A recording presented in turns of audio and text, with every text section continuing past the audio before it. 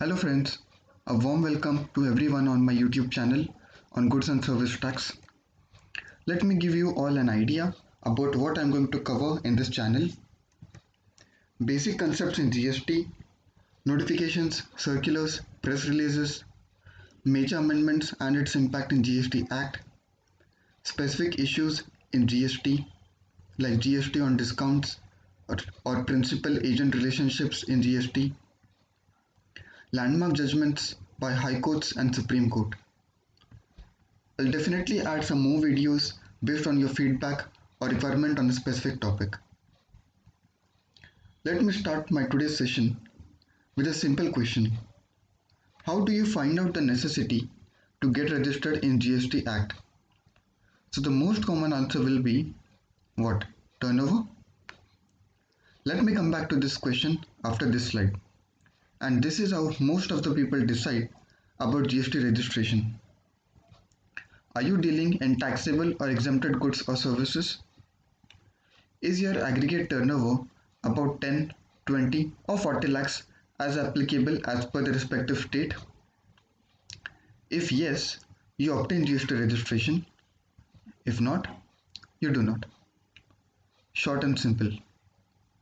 Well, let me tell you that there is more to it, and maybe turnover is not the only criteria to identify whether to obtain GST registration or not. As per section 24, you are required to compulsorily get registered under GST Act in 11 different scenarios irrespective of your aggregate turnover.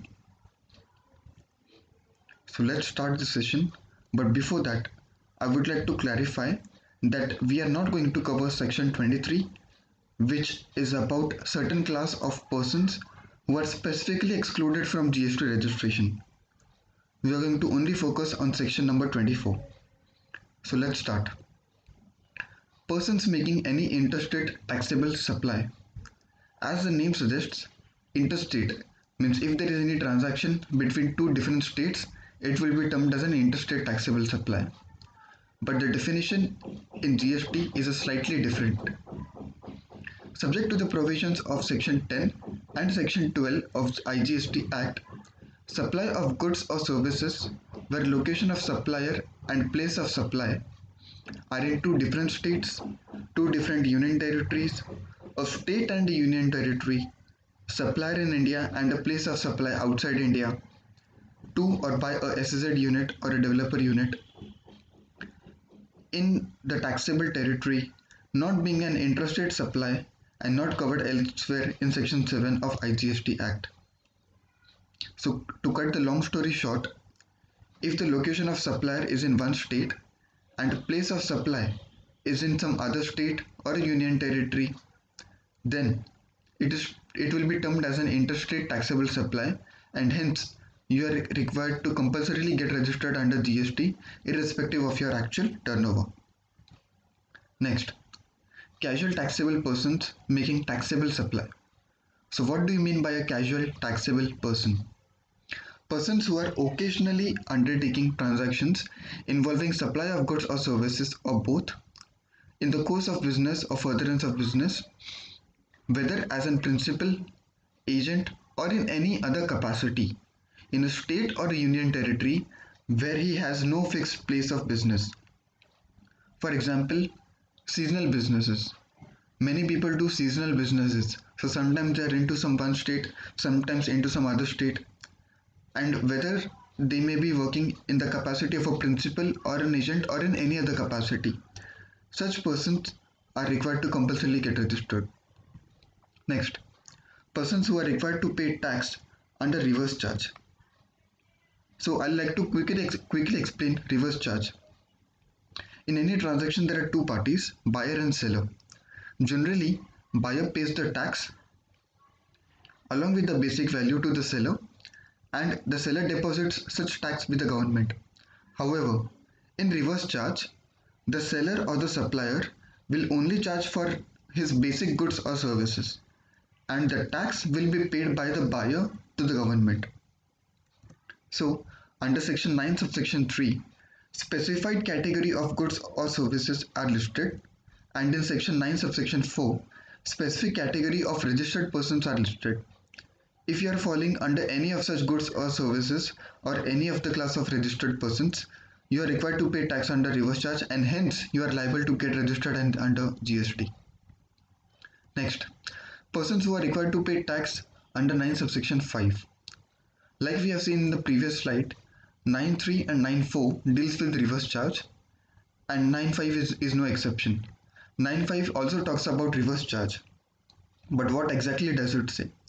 Specified category of services, the tax on intrastate supplies of which shall be paid by the electronic commerce operator if such services are supplied through it.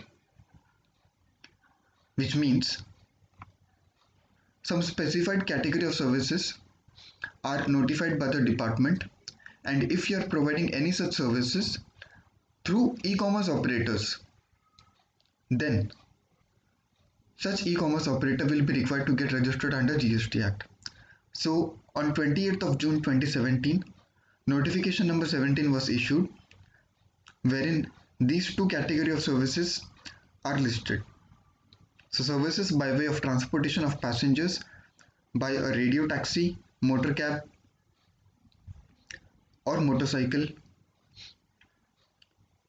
for example Ola, Uber. Services by way of providing accommodation in hotels, inns, guest houses, clubs, campsites, for example Oyo rooms or Airbnb for that matter. So if you are providing your services, it may be transportation of passengers or providing accommodation in hotels, etc., then the e-commerce operator through which you are providing your services, that e-commerce operator will be required to get registered under GST.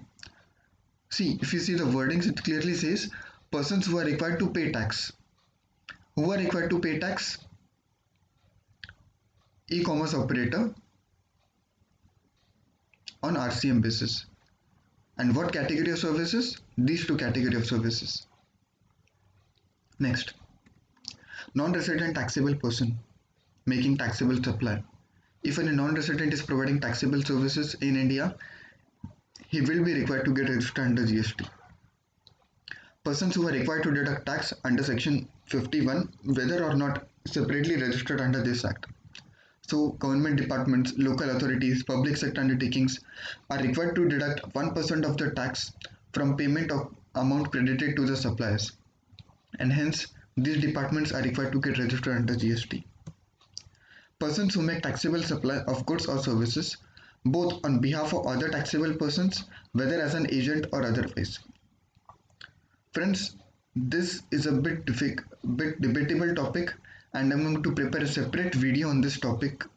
But for the time being, you can just remember that any taxable person, whether he is acting as an agent or otherwise, for dealing in taxable goods or services, will be required to get registered.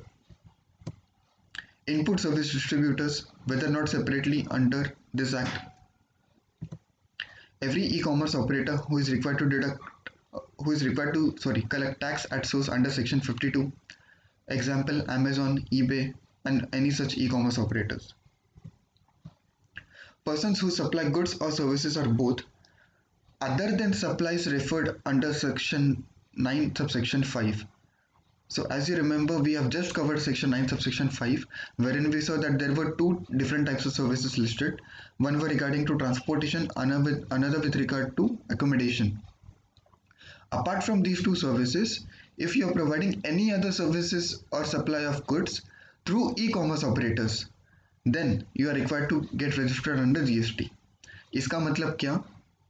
मान लीजिए मेरा turnover है 35 lakh rupees, and out of 35 lakh rupees, 30 lakhs का business I'm doing without e-commerce operations, and 5 lakhs I'm doing via sales on, let's say, Amazon.